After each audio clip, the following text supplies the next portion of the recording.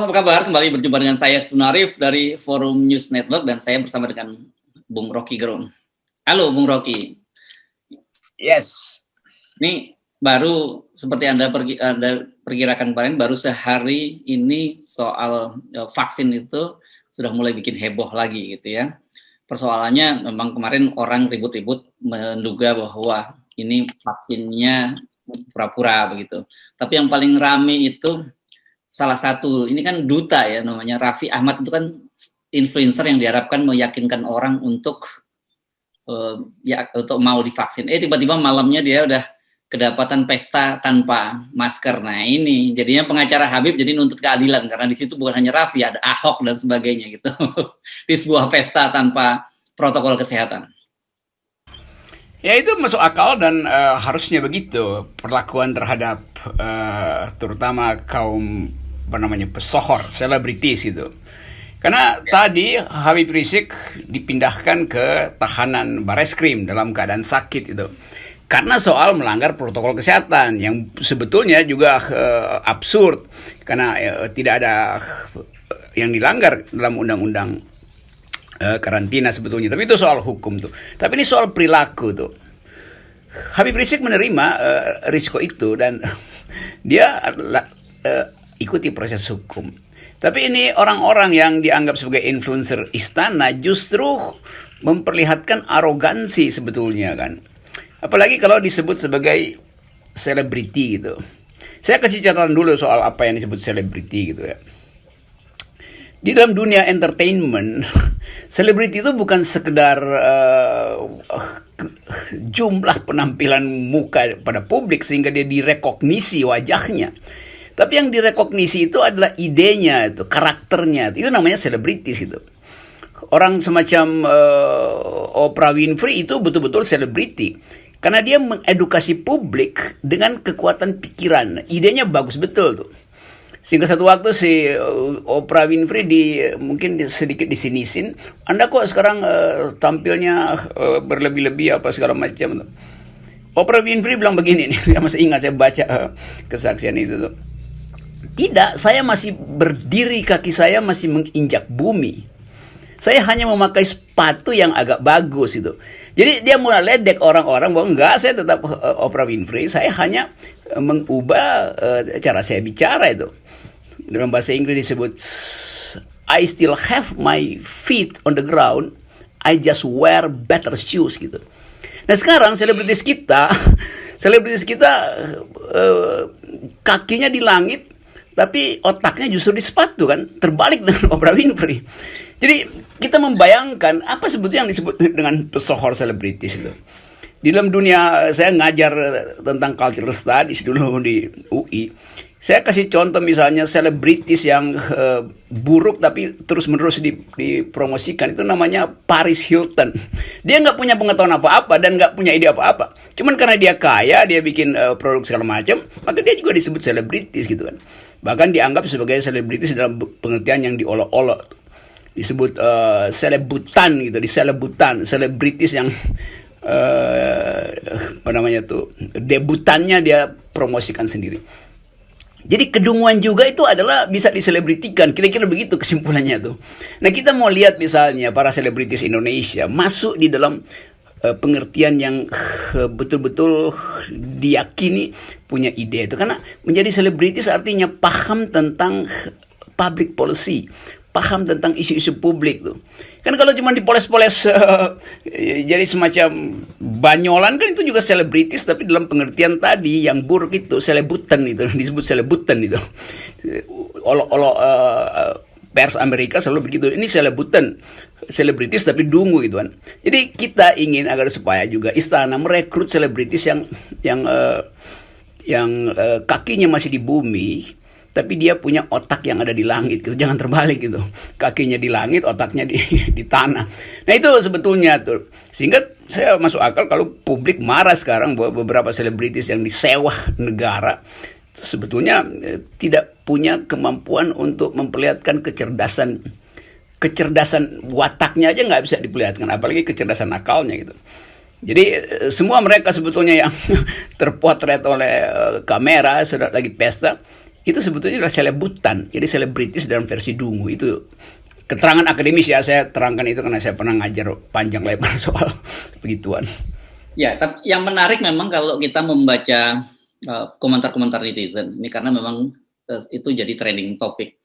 Dan misalnya begitu, ada yang membela, nyatakan bahwa mereka itu semua masuk situ sudah swab test gitu. Jadi di swab, jadi diketahuan bahwa mereka itu negatif yang masuk ke situ gitu karena pesta pribadi.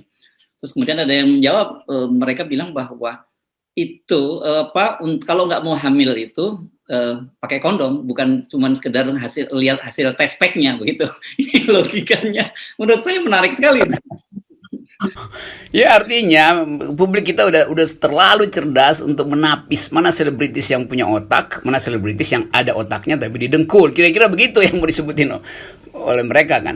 Karena kita semua baca di dalam semua riset internasional hubungan antara efikasi dari vaksin itu dan penularan kembali itu justru tidak berbanding langsung tuh. Nah karena itu prosedur-prosedur yang seharusnya dia pahami sebagai selebritis kan dia mesti lebih paham dari publiknya kan. Itu dia nggak pahami ternyata. Jadi terlihat kedunguan menganggap begitu divaksin, begitu di swab negatif maka udah bebas itu. Jadi ini sebetulnya kayak orang hanya ingin dapat sensasinya, tapi substansi dari vaksinasi itu dia nggak dapat. Ini satu paket lagi dengan banyak kritik yang diberikan oleh dokter ahli vaksin lain atau epidemiologis lain yang tidak percaya bahwa jarum suntik itu caranya benar segala macam. Jadi ini drama yang benar-benar berlanjut, akan terus berlanjut tuh. Siapa tadi dokter itu? Apa saya dengar tadi dokternya ada surat apa itu? Ya. Ada surat terbuka itu memang dokternya Dr. Taufik ini. Kalau nggak salah dia ini yang sebelumnya juga pernah mempublikasikan sebuah riset yang katanya dia dilakukan bahwa dia menyebut Sinovac ini vaksin yang paling lucu. Ini dokter asal Cirebon nih. Iya itu saya bahkan diterangkan itu posisi alat suntik segala macam itu bahwa itu speed buat buat vaksin itu harus yang 3 cc apa, jangan pakai yang 1 cc itu. Jadi betul-betul orang perhatikan prosedur vaksinasi ini karena orang ingin cegah kegagalannya itu. Karena isu bahwa betul-betul Sinovac itu buruk efikasinya tuh. Jadi bahkan dokter-dokter itu memperhatikan cara tangan presiden dipegang, jarumnya dimasukkan segala macam tuh. Itu salah speed, mungkin speed 1 cc. Jadi kita masuk lagi di dalam olok-olok sebetulnya yang disebabkan oleh kekonyolan istana sendiri. Karena dramanya mau dipamerin, skenarionya udah bagus lengkap, tapi GR-nya nggak dilakukan, general rehearsal-nya nggak dilakukan, sehingga pemainnya itu berantakan kan. Jadi orang akhirnya dapat tontonan yang buruk lagi. Padahal presiden berupaya untuk meyakinkan bahwa vaksin itu halal dan apa disebut itu di belakangnya ada banner kan bahwa itu vaksin yang benar dan halal apa sih apa halal dan aman aman dan halal, tapi kemudian yang ditangkap ya aman halal tapi dungu kan begitu kan jadinya kan. Karena itu kemudian ini selebritisnya yang mempromosikan kata belakangan kan dianggap dia tapi dungu. Karena setelah itu hura-hura sama siapa Ahok apa lagi, kenapa pula si Ahok ada di situ. Jadi sekali lagi ini benar-benar ditonton oleh rakyat bahwa drama yang dipersiapkan secara sangat mahal ternyata hanya banyolan tingkat gorong-gorong sebetulnya yang dipamerkan itu. Nah ini sekarang kita beranjakan soal hukumnya begitu, karena Raffi Ahmad itu kemudian minta maaf. Ya kan? Kemudian seperti kita bicarakan tadi di awal, akhirnya pengacara Habib Rizik Syihab minta dong diperlakukan yang sama Ahok juga dengan Raffi gitu. Iya memang harusnya. Kan supaya terlihat bahwa nggak ada proteksi terhadap kesalahan orang itu. Habib Rizik juga udah minta maaf dan dia udah bayar bahkan dendanya tuh. Coba ini pakai aja prosedur yang sama, didenda dulu, lalu diperiksa. Habib Rizik tadi diperiksa 12 jam apa berkali-kali dalam urusan yang sama itu karena melanggar protokol. Ini melanggar protokol, problemnya sama. Dan lakukan aja so fairness itu kan, karena rakyat hanya ingin melihat ada keadilan dihasilkan dari istana tuh. Jangan sekedar jarum suntiknya yang dipamerin, tapi jarum pikiran sehatnya juga harus ditujukan. Bahwa kalau pikirannya sehat, maka semua yang melanggar protokol itu harus diperlakukan sebangun dengan yang dialami oleh Habib Rizik gitu. Kan itu cara orang merelaksasi diri dari kejengkelan terhadap ketidakadilan sebetulnya. Kalau nggak ya orang pendam dendam lagi kan, dan anggap ya pemerintah memang benar-benar mengincar Habib Rizik dan mengeluk-elukkan yang lain itu, atau memaafkan yang lain. Ya, saya kira kalau soal-soal begini ini tidak diberesin dulu oleh pemerintah, itu saya kira pemerintah akan kesulitan untuk meyakinkan publik ya. Padahal kan seperti sejak awal kita selalu menyatakan bahwa kita itu sepakat bahwa memang kita tidak boleh memaksa soal vaksin, tetapi kita juga sepakat bahwa ini salah satu jalan untuk mengakhiri epidemi. Tapi nggak tepat lah kalau disebutnya mengakhiri, tapi salah satu jalan mengurangi dampak dari penyebaran virus ini kan dengan vaksin itu. Ya, dan jalan ini pameran tadi pagi itu, kemarin pagi itu hanya ditonton oleh New York Times, oleh CNN, internasional segala macam, dan diolok-olok lagi Indonesia kan. Jadi bagaimana mungkin rakyat Indonesia itu ingin duduk tekun mendengarkan keterangan para medis istana dan berupaya untuk menahan diri, tapi kemudian yang diperlihatkan adalah paradoksnya itu. Presiden tidak mampu untuk memberi keyakinan pada PDIP, sehingga sebagian besar PDIP mungkin menganggap bahwa ya perintah diam-diam dari Ibu Mega jangan divaksin. Kan bisa tafsirnya begitu, karena sampai sekarang ya, Dr. Ripka itu tetap ngotot bahwa dia menganggap ada yang keliru tuh. Dan keterangan Dr. Ripka di DPR kemudian diikuti oleh pakar-pakar, termasuk dokter yang dari Cirebon itu, yang menganggap bahwa ada prosedur yang salah, ada macam-macam itu. Jadi kita tahu bahwa vaksinasi itu adalah urusan publik itu, menyangkut kesehatan publik. Karena itu detailnya harus dimengerti oleh publik.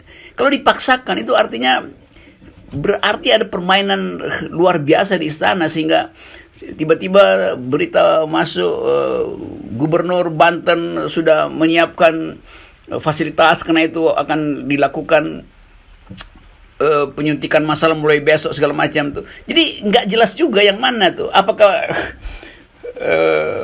para medis duluan atau penegak hukum duluan, aparat kepolisian, atau sekaligus rakyat. Jadi nggak jelas tuh. Sampai di daerah tuh orang nggak jelas siapa yang mesti dahulu divaksin tuh. Mungkin para menteri berharap oke, supaya publik lupa kita yang paling belakangan tuh. Padahal sebetulnya urutannya ya lakukan.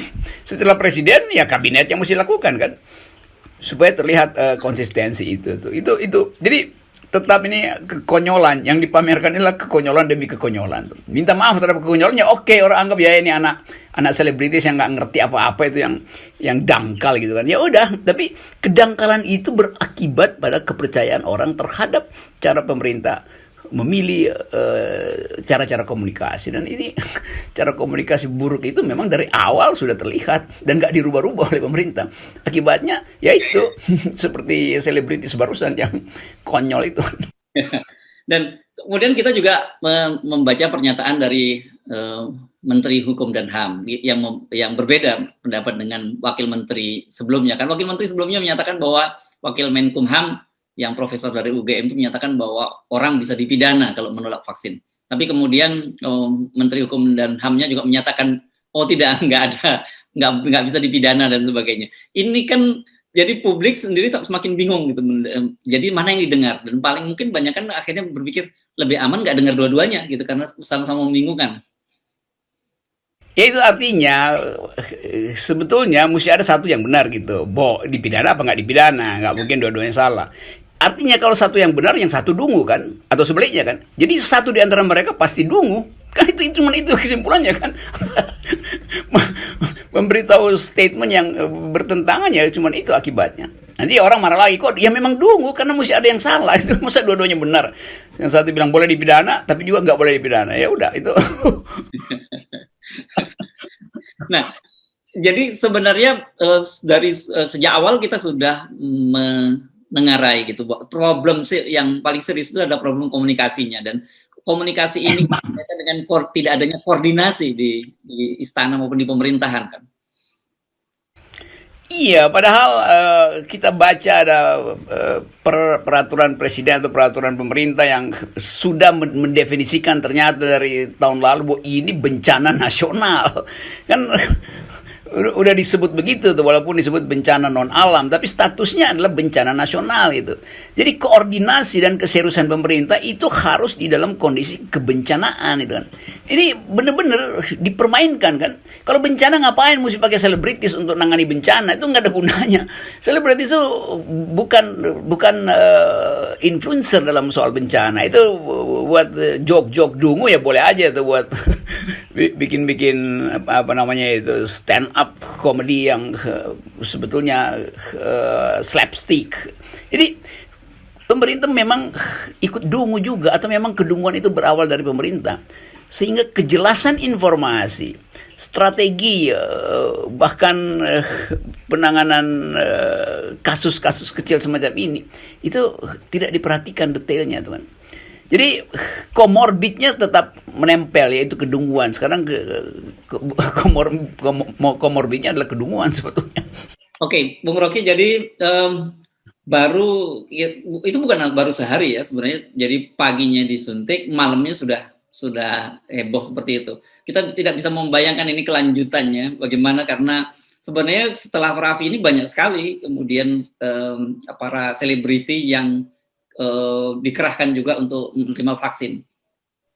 Karena itu mesti ada semacam sekolah selebriti gitu. Kita bikin aja kursus menjadi selebriti itu. Menjadi selebriti artinya paham tentang public issue. Bahkan dia mesti mampu bicara global culture, global politics, prinsip hukum. Karena dia berhubungan dengan kamera publik. Jadi sebetulnya nggak ada tapisan orang menjadi selebritis yang seharusnya berjalan di koridor of fame, ini sekarang dia berjalan di koridor of shame gitu kan, koridor yang memalukan sebetulnya kan. Jadi ini benar-benar udahlah, kita mau komentar apa kalau memang itu satu paket dengan cara pemimpin negara ini mengelola negara, yaitu dengan selebriti kan. Seringkali para pemimpin negara, istana itu kan memperlihatkan selebritinya itu, selebrisasinya itu, daripada maksud dari satu peristiwa. Jadi dibungkus dengan selebrasi, akibatnya orang dapat kesan palsu terhadap isi peristiwa itu. Jadi ya udah, kekacauan itulah yang terjadi, sehingga harapan orang juga anggap ya udahlah, kita suka-suka aja tuh. Ya, baik. Terima kasih, Bung Rocky. Jadi kita sementara bersuka-suka, bukan berarti bersuka-suka tanpa menjaga protokol gitu, tapi bersuka-suka dalam bentuk yang berbeda, gitu, menertawakan kedunguan yang Anda sampaikan tadi. Nah, itu dia tuh. Jadi yang dipertontonkan dalam 24 jam ini adalah Festival of Stupidity itu.